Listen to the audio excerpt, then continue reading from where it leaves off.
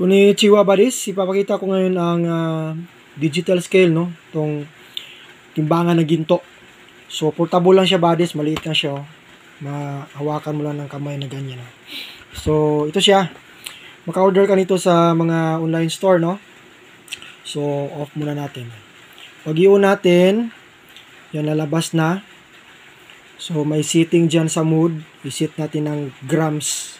Para malaman natin ilang grams. Example, itong quintas, no? 24 carats. No. 21 carats to. Yan.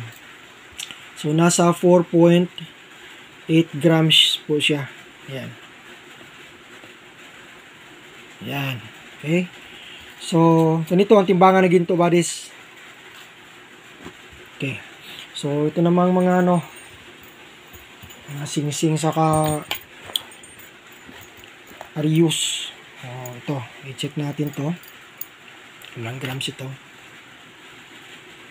9 grams. Ito.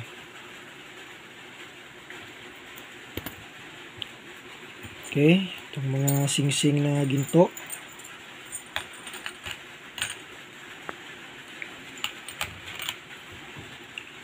Uh, 9.5. Okay, so sila lahat na 18.5 grams. Okay, yan buddies.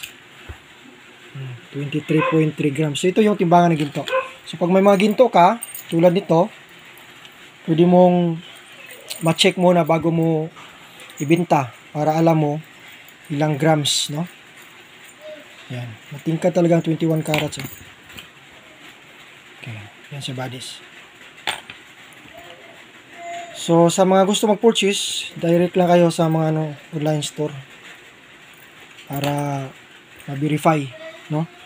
Ilang gramo ba yung mga alahas natin.